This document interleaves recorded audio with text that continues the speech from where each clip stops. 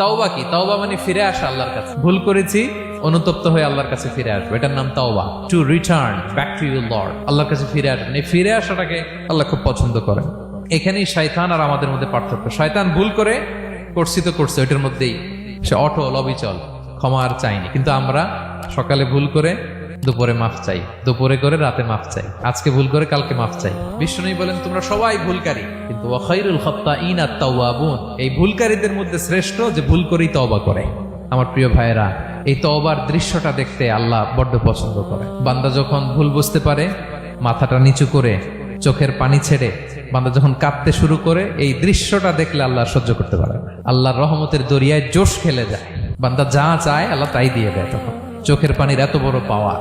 এজন্য আমরা ভুল করে যেন অটল না থাকি, আল্লাহর কাছে যেন ক্ষমা চাই, আমরা যেন ফিরে আসি তার দরবারে। তার দরবার সবসময় খোলা, এবং তিনি এই তওবার বা ফিরে আসার দৃশ্যটা দেখতে কত পছন্দ করেন শোনেন। রাসূল সাল্লাল্লাহু আলাইহি ওয়াসাল্লাম বলেন, ওয়াল্লাযী নাফসি বিয়াদিহি, তার শপথ যার হাতে আমার আত্মা, লাউলাম তুযনিবু, তোমরা যদি ভুল না করতে, লা যাহাবাল্লাহু বিকুম, আল্লাহ তোমাদেরকে ধ্বংস করে দিতেন। ওয়ালা জাআ বিকওমিন, আল্লাহ এমন এক জাতি তৈরি করতেন, ইউযনিবুন, ওরা খালি ভুল করতো, ফায়াস্তাগফিরুন, আর ক্ষমা চাইতো, ফায়াগফিরুল্লাহু লাহুম, আর আল্লাহ তাদের ক্ষমা করতেন। সুবহানাল্লাহ বললেন না?